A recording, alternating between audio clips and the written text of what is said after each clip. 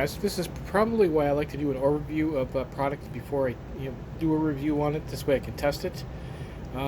This is the HANMATEK SD1. Picked up quite cheap. No problems with it. This is basically a follow-up on it because I found a problem with it, which is not major, but I figured I'd bring it up to your attention if you're going to pick one of these up. It gets the temperature properly, it turns off and on properly, no issues with that. It heats up and stays heated up.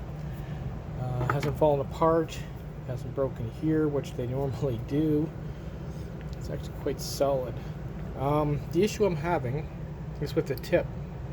If I can get that in focus, sort of. Anyway, the tip is basically corroded, like it's like years old, or it looks like it's been looks like it dead shorted something on the end, and it's just totally gone.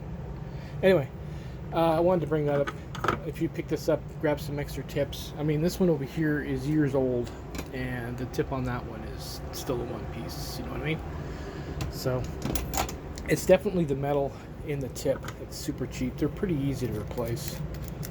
Just turn that off, drop this off. There's your tip there on the heating element, and it's basically what you're looking for right there. But I figured I'd bring that up. I just noticed it the other day when I was trying to solder something and it wasn't working out the way I wanted it to. It's pretty bad. It's just cheap metal. Anyway, later guys.